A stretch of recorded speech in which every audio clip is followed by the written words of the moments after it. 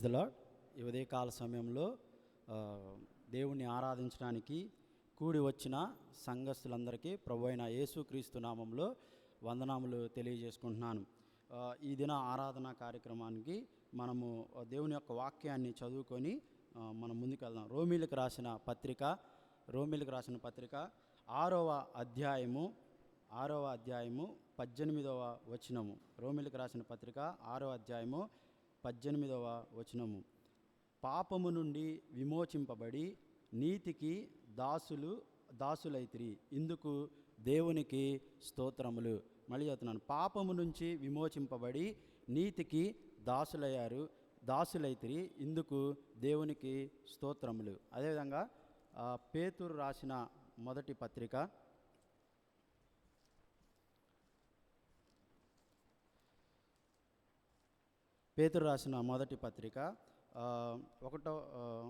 1వ అధ్యాయము 20వ వచనం నుంచి 21 వచనాలు చదువుకుందాం. ఆయన జగత్తి పునాది వేయబడక మునిపే నియమింపబడిన కానీ తన్ను మృతుల్లో నుండి లేపి తనకు మహిమనిచ్చిన దేవుని ఎడల తన ద్వారా విశ్వాసులైన మీ నిమిత్తము కడవరి కాలమందు ఆయన ప్రత్యక్షపరచబడెను. ప్రార్థన చేసుకుందాం. ప్రేమ కలిగిన తండ్రి, దయగలిగిన ప్రభా, నీకు వందనములు, స్తుతులు, స్తోత్రములు తెలియజేసుకుంటున్నాను. ఉదయకాల సమయంలో ప్రభా నీ పరిశుద్ధ సన్నిధి చేరి ప్రభా ఆరాధించడానికి ప్రభా సంఘంగా మేమందరం చేరి ఉంటుండగా ప్రభా నీవు మా జీవితంలో ఏమై ఉన్నావో ప్రభా, నీవు మాకు ఏం చేసావో, నువ్వెంత గొప్ప దేవుడవో ప్రభా నిన్ను ఎరిగి స్తుతించడానికి సహాయమును దయచేయండి. ప్రభా ఉదయకాల సమయంలో అల్పుణ్ణి, అయోగ్యుడను ప్రభా, ఏ మంచి లేనివాడినైనా నన్ను మీరు జ్ఞాపకం చేసుకోండి. ప్రభా నాయన, మీ నామం మహిమపరచబడి నిమిత్తము ప్రభా నన్ను నీ నీటి బూరగా వాడుకొనమని కోరుకుంటున్నాను. ప్రభా నీ కృపను కోరుకుంటూ ప్రభా నీ ఎదుట సాగిలపడి నమస్కరిస్తూ మీరే సహాయం చేసి నడిపించమని యేసునామములో ప్రార్థిస్తున్నాను తండ్రి, ఆమెన్.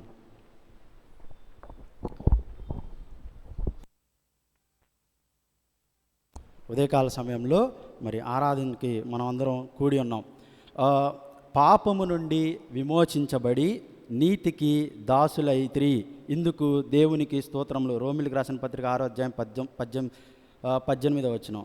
అదేవిధంగా పేతురు రాసిన పత్రిక 1వ అధ్యాయము 20వ వచనంలో మనం చూసినట్లయితే ఆయన జగత్తు పునాది వేయబడక మునిపే నియమింపబడెను. చాలు. యేసుక్రీస్తు ప్రభువారు ఆయన ఆది సంభూతుడై ఉన్న దేవుడు. అదేవిధంగా ఆయన జగత్తు పునాది వేయబడక ముందే నీ కోసం, నా కోసం, మన నిమిత్తము ఆయన నియమించబడ్డాడు. దేనికోసం ఆయన నీ కోసం, నా కోసం నియమించబడ్డాడంటే మనల్ని పాపము నుంచి విడిపించి ఆయన మనల్ని నీతికి దాసులుగా చేయడానికి, పాపము నుంచి విమోచించి మనల్ని పరిశుద్ధతలోనికి నడిపించడానికి, అదేవిధంగా పాపం వలన వచ్చే మరణము నుంచి విడిపించి నిత్య జీవాన్ని ఇవ్వడానికి ఆయన అనాదికాల సంకల్పంలోనే ఆయన తన యొక్క ఆ యొక్క బలియాగం ద్వారా మనల్ని రక్షించడానికి దేవుడు ముందుగానే నిర్ణయించాడు. అయితే కడవరి కాలమందు, అంటే ఈ కాలం యొక్క అంతమందు యేసుక్రీస్తు ప్రభువారు ప్రత్యక్షపరచబడ్డాడు. ఆయన ఈ లోకంలో దేవుని కుమారుడిగా ఈ లోకంలోనికి వచ్చాడు. ఈ లోకంలోనికి ఆయన వచ్చినప్పుడు, ఆయన మానవ రూపిగా వచ్చినప్పుడు ఆయన స్వకీయులే, యోహాను రాసిన పత్రిక 1వ అధ్యాయంలో ఆయన స్వకీయులే ఆయన్ని అంగీకరించలేదు. అదేవిధంగా ఆయన ఇదిగో యోహాను రాసిన పత్రిక 1వ అధ్యాయంలో మనం స్పష్టంగా చూస్తాం, ఆయన స్వకీయులు ఆయన్ని అంగీకరించలేదు, ఆయన్ని దేవుడుగా ఎరిగి ఆయన్ని పూజించలేదు, వారు ఆయన్ని అంగీకరించలేదు. కానీ ఆయన ప్రత్యక్షత కడవర కాలమందు ప్రత్యక్షమైనప్పుడు నీకు, నాకు యేసుక్రీస్తు ప్రభువారు అర్థమయ్యారు. యేసయ్య నీకు, నాకు ఆ రక్షణను కలుగజేయడానికి పరిశుద్ధాత్మ ద్వారా మన జీవితాల్లో ఆయన యొక్క రక్షణ కార్యాన్ని జరిగించాడు. అందును బట్టి మనము దేవుణ్ణి స్తుతించబద్దులన్నాం. ఈ ప్రత్యక్షత, యేసు కడవరి కాలమందు ప్రత్యక్షమైన ఈ ప్రత్యక్షత చాలామందికి లేదు. దేవుని ప్రజలకు కూడా ఆయన్ని అంగీకరించడానికి వాళ్ళకి మనసు రాలేదు. ఎందుకు రాలేదంటే మనం ఒకసారి 1 కొరింథీయులకు రాసిన పత్రిక 1వ కొరింథీయులకు రాసిన పత్రిక ఒకసారి తీయండి. కొరింథీయులకు రాసిన పత్రిక మొదటి అధ్యాయంలో కొరింథీయులకు రాసిన పత్రిక మొదటి అధ్యాయంలో 22వ వచనం మనం చూస్తే, యూదులు సూచక క్రియలు చేయమని అడుగుచున్నారు, గ్రీసు దేశస్థులు జ్ఞానమును వెదుగుచున్నారు. ఈ లోకంలో మనం నార్మల్గా మనం అబ్జర్వ్ చేస్తే రక్షణ పొందిన మనము లోకస్తులకి ఎలా ఉంటామంటే చాలా నవ్వుగాను చాలా హాస్యాస్పదంగాను కనబడతాం. మనం సొసైటీలోకి వెళ్ళినప్పుడు సొసైటీలో మనల్ని చూసిన వాళ్ళు చాలా అవహేళనగా మాట్లాడుతూ ఉంటారు. అందుకనే యూదులు అంటే దేవుని చేత ఎన్నుకోబడిన ప్రజలు వాళ్ళేమో సూచక్రియలు చేయమని అడుగుతున్నారు. అంటే ఏంటి? అద్భుతాలు చేస్తేనే యేసు ప్రభువుని మేము నమ్ముతాం, ఆశ్చర్యకార్యాలు చేస్తేనే మేము నమ్ముతాం. అందుకే చాలా సందర్భాల్లో యేసు ప్రభు వారిని చూసి కోపపడినట్టుగా మనం చూస్తూ ఉంటాం అన్నమాట. ఈ జనులు విశ్వాసము లేకుండా ఉన్నారు. అయితే మనము మాత్రం ఆయన యందు కేవలం విశ్వాసము ద్వారా ఆయన మనల్ని రక్షించాడు. దీనికి కారణం ఏంటంటే ఆయన మనల్ని ఎన్నుకున్నాడు. ఆయన మనల్ని ఎన్నుకోబట్టే మనకి ఆయన ప్రత్యక్షత అర్థమైంది. ఒకవేళ మనము ఆయన మనల్ని ఎన్నుకోలేదనుకోండి, ఆయన ప్రత్యక్షత మనలో లేకపోతే మనము రక్షణను తెలుసుకునే వాళ్ళం కాదు, లేకపోతే దేవుని యొద్దకు వచ్చేవాళ్ళం కాదు. మనం కూడా లోకంలో ఉండేవాళ్ళం, దేవుడు మనకి అర్థమయ్యేవాడు కాదు. కానీ కడవరి కాలం ముందు అంటే ఈ యుగాల అంతమందు దేవుడు తన ప్రత్యక్షతను మనకి అనుగ్రహించాడు. అనుగ్రహించాడు. ఎలా అనుగ్రహించాడు ఒకసారి చూడండి. అదే 1 కొరింథీయులకు రాసిన పత్రిక 1వ అధ్యాయం 18వ వచనం చూస్తే, సిలువను గూర్చిన వార్త నశించుచున్న వారికి వెర్రితనంగా ఉంది, కానీ రక్షించబడుచున్న మనకి దేవుని శక్తి ఉంది. దేవుడు తన రక్షించడానికి నిన్ను నన్ను ఎన్నుకున్నాడు. అదేవిధంగా లోకంలో ఉన్న జ్ఞానుల్ని దేవుడు ఎన్నుకోలా. లోకంలో ఉన్న జ్ఞానులకి ఏంటంటే ఈ యొక్క రక్షణ సువార్త ఆయన నిన్ను రక్షిస్తాడు అని చెప్తే వాళ్ళకి అర్థం కాదు. కానీ నీకు నాకు యేసుక్రీస్తు ప్రభు వారి యొక్క రక్షణ, ఆయన యొక్క ప్రత్యక్షత కేవలం ఆయన నిన్ను నన్ను ఎన్నుకున్నాడు.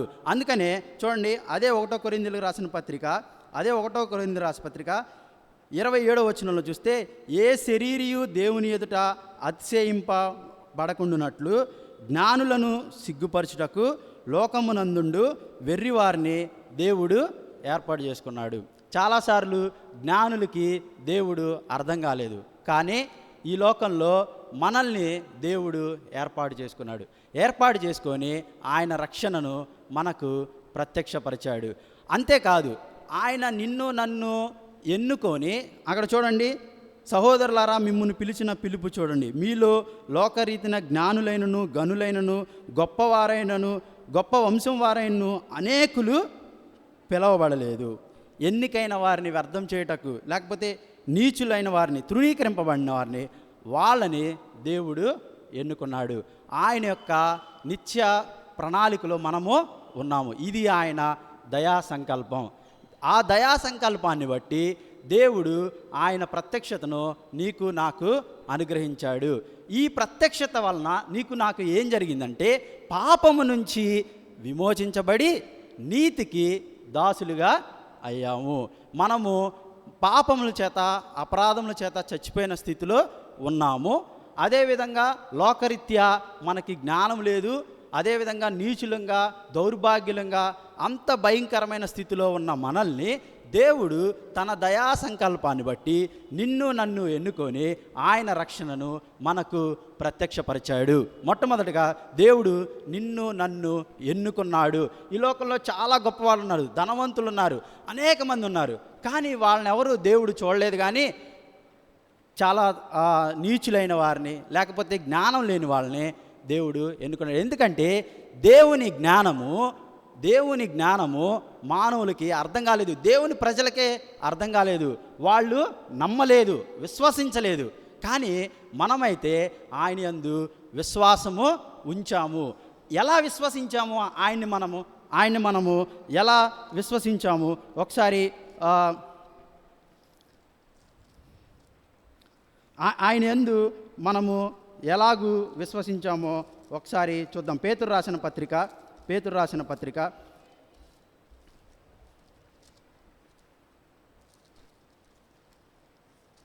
1వ అధ్యాయంలోనే ఒకసారి మనం చూసినట్లయితే దాని కిందే ఉంటుంది.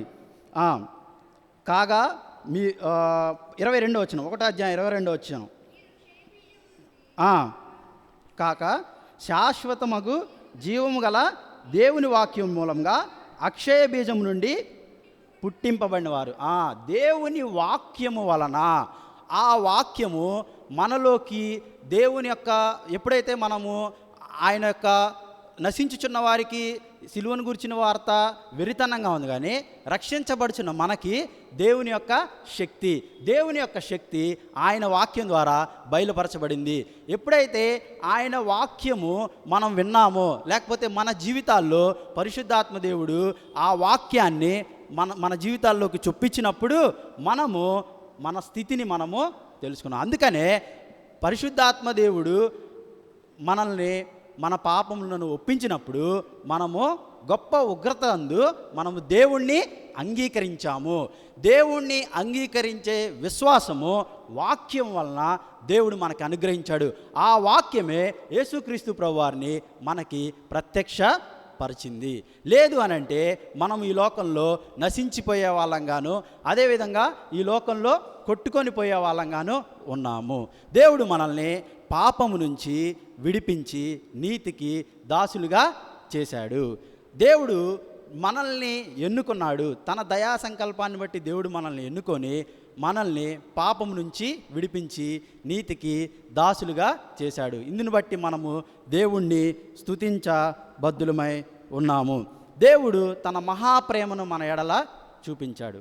పాపము నుంచి ఆయన ఎలా విడిపించాడు ఒకసారి రోమీలకు రాసిన పత్రిక మనము చూద్దాం. రోమీలకు రాసిన పత్రిక 5వ అధ్యాయం 8వ వచనం, 5వ అధ్యాయం 8వ వచనం. రోమీలకు రాసిన పత్రిక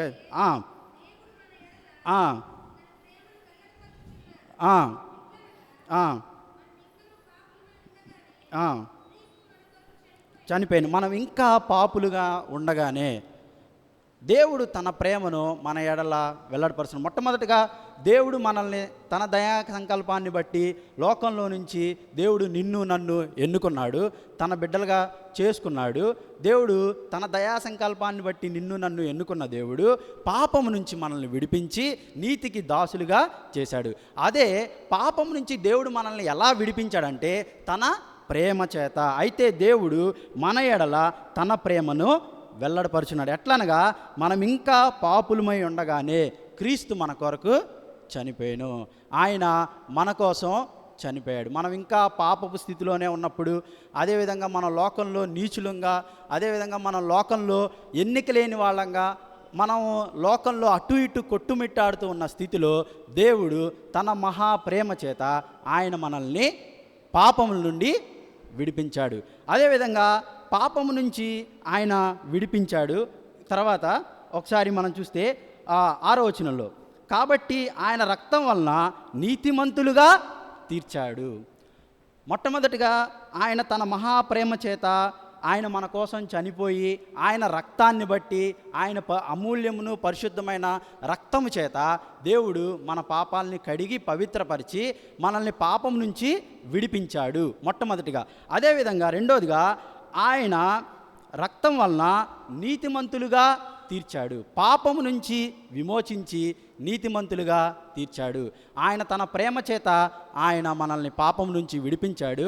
ఆయన రక్తం వలన మనల్ని నీతిమంతులుగా చేశాడు. దేవుడు పాపము నుంచి విమోచించి నీతిమంతులుగా చేశాడు కాబట్టి ఆయనకి మనము ఈ ఉదయకాల సమయంలో మనం ఆయన్ని స్తుతించబద్ధులమే ఉన్నాం. మొట్టమొదటిగా దేవుడు మనల్ని ఎన్నుకున్నాడు. రెండవదిగా దేవుడు మనల్ని మన పాపముల నుంచి విడిపించాడు. మూడవదిగా దేవుడు మనల్ని నీతిమంతులుగా చేశాడు. అదేవిధంగా ఒకసారి చూడండి, రోమీలకు రాసిన పత్రిక 6వ అధ్యాయంలో 21వ వచనం చదవండి.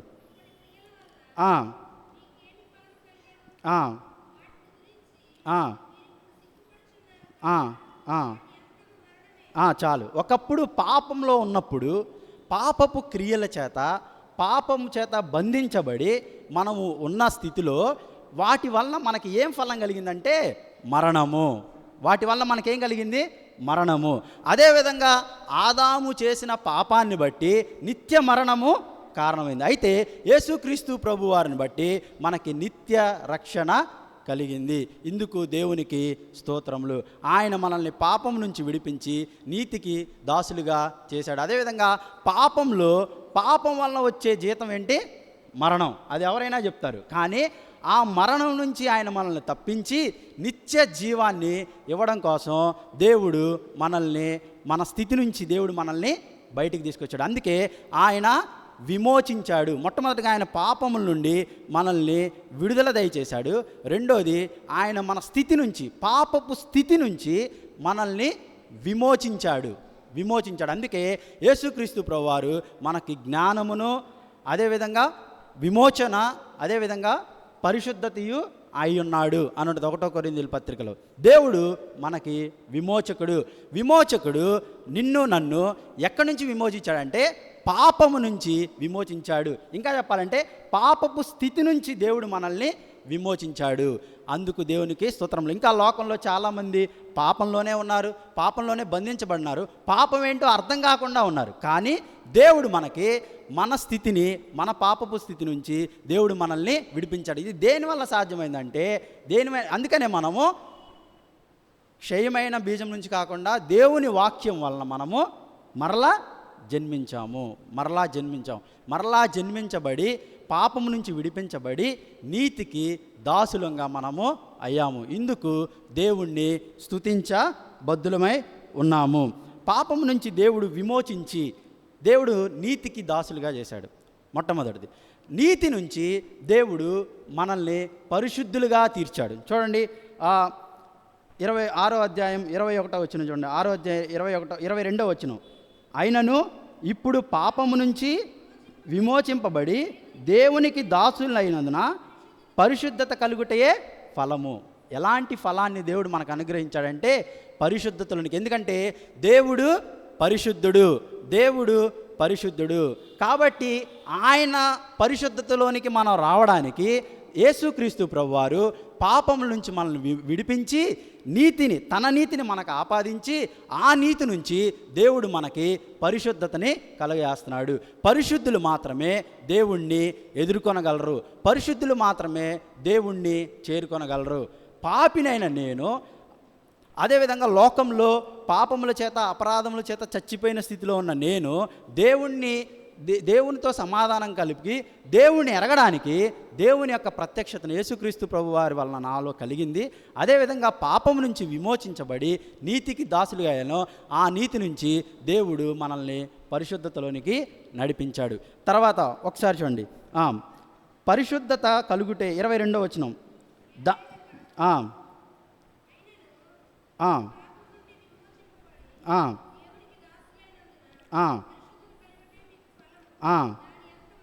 దాని అంతము నిత్యజీవం. చూడండి, పాపము నుంచి దేవుడు విడిపించాడు, అదేవిధంగా నీతిని ఆపాదించాడు, అదేవిధంగా దేవుడు పరిశుద్ధులుగా తీర్చాడు. పరిశుద్ధత యొక్క అంతము పరలోకము, అంటే నిత్య జీవము. దేవుడు మనకి నిత్య జీవాన్ని అనుగ్రహించాడు. ఒకసారి మనము ఎఫెసీయులకు రాసిన పత్రిక ఒకసారి చూద్దాం. కొలస్సీలకు రాసిన పత్రిక 1వ అధ్యాయం 13వ వచనం. ఆయన మనలను అంధకార సంబంధమైన అధికారంలో నుండి విడుదల చేసి, అంధకార సంబంధమైన అధికారంలో నుండి అంటే పాపములో నుండి.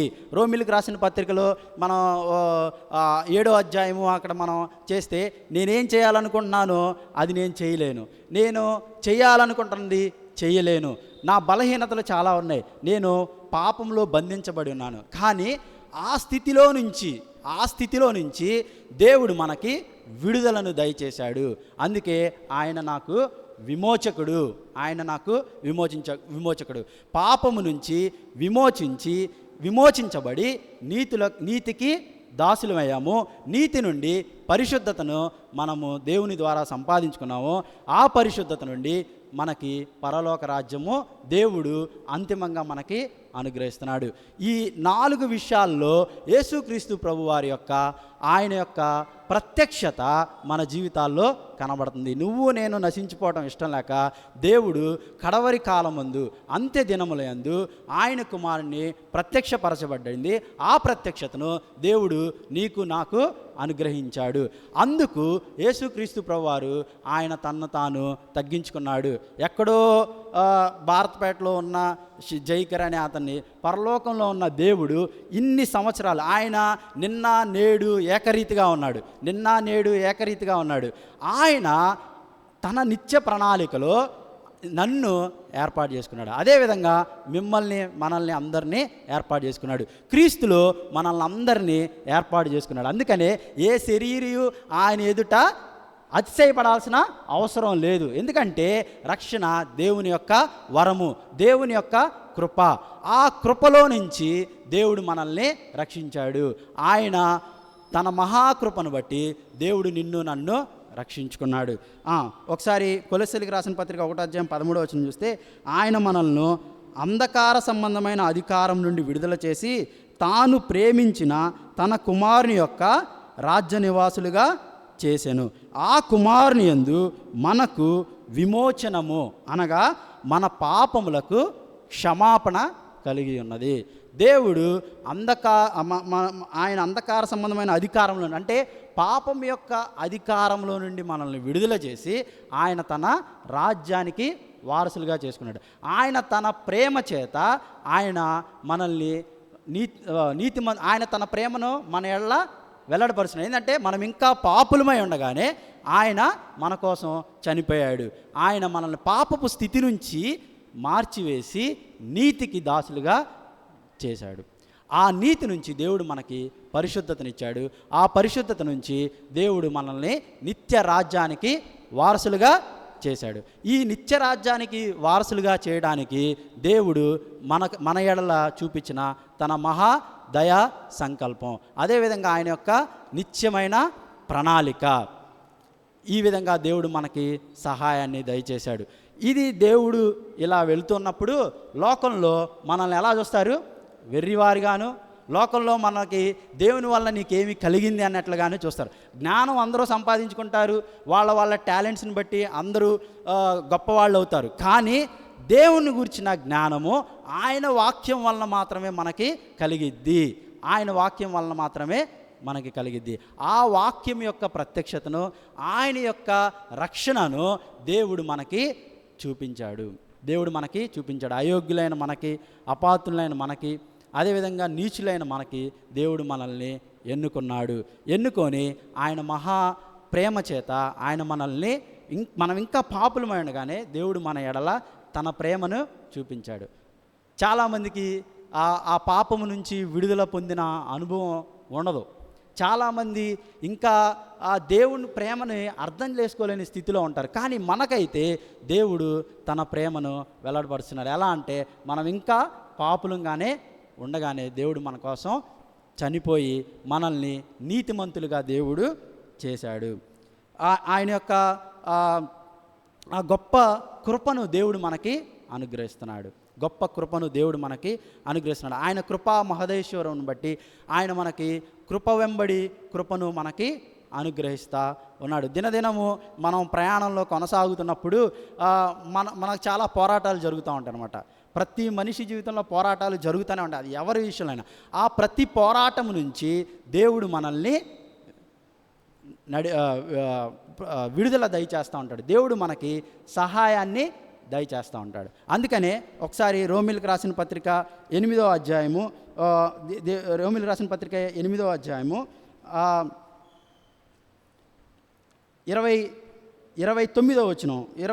వచనం ఒకసారి చదవండి. ఎందుకనగా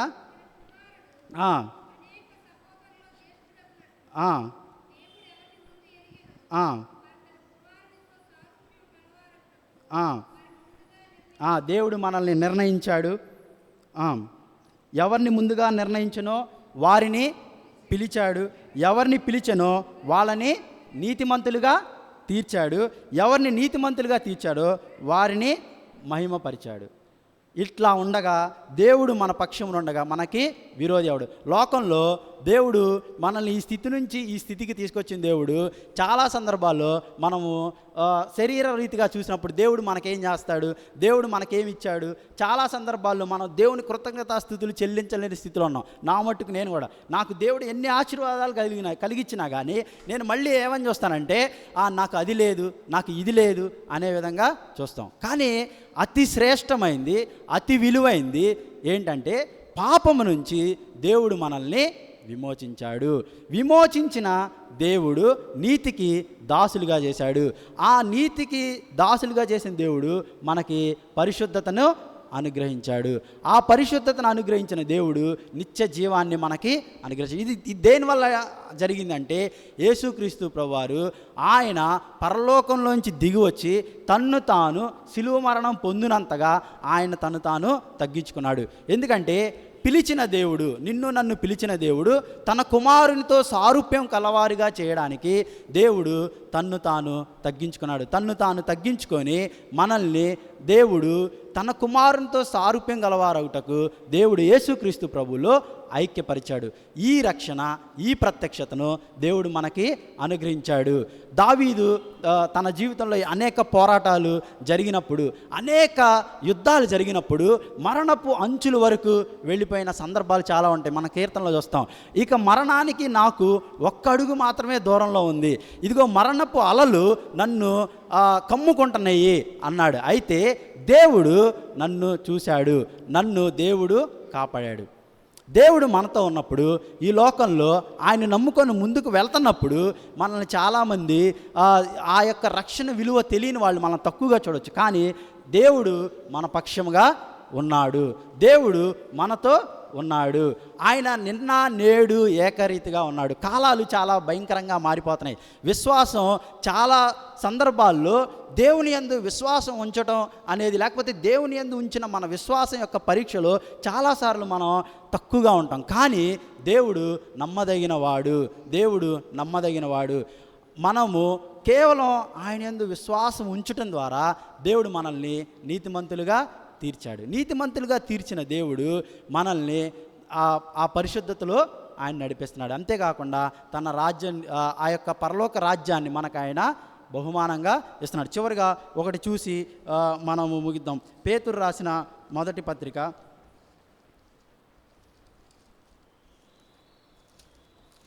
1వ అధ్యాయం 3వ వచనం నుంచి ఒకసారి చదువుతున్నాను. మన ప్రభువుగా యేసుక్రీస్తు స్తుతింపబడుగాక.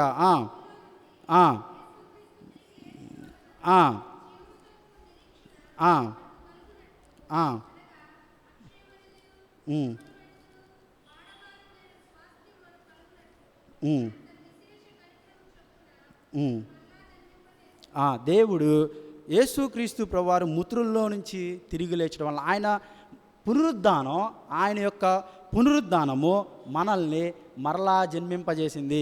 యేసుక్రీస్తు ప్రభువారు తిరిగి లెగవకపోతే, ఆయన పునరుద్ధానము జరగకపోతే నీకు నాకు నిరీక్షణ అనేది ఉండేది కాదు. యేసుక్రీస్తు ప్రభువారు ఆయన చనిపోయి తిరిగి లేచడం వలన మనకు ఒక గొప్ప నిరీక్షణ కలిగింది. ఆ గొప్ప నిరీక్షణ, ఎంత గొప్ప నిరీక్షణ మనకు కలిగిందంటే జీవముతో కూడిన నిరీక్షణ.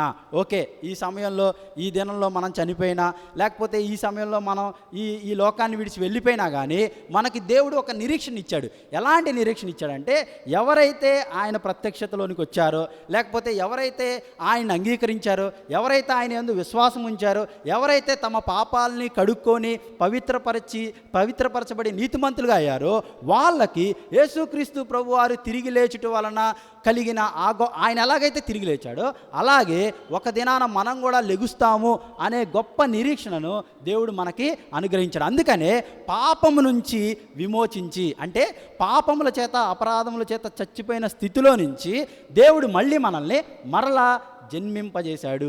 తిరిగి నూతన జీవాన్ని దేవుడు మనకి అనుగ్రహించాడు. ఆ జీవము నిరీక్షణతో కూడిన జీవము. అట్టి జీవముతో దేవుడు మనల్ని కాపాడుతూ ఉన్నాడు. అంతేకాకుండా కడవరి కాలమందు బయలుపరచుటకు సిద్ధముగా ఉన్న రక్షణ మీకు కలుగునట్లు. కాలము అంతము సమీపించింది. ఎప్పుడైతే యేసుక్రీస్తు ప్రభువారు ఈ లోకంలోనికి వచ్చారో అదే కడవరి కాలం, అదే చివరి క్షణం.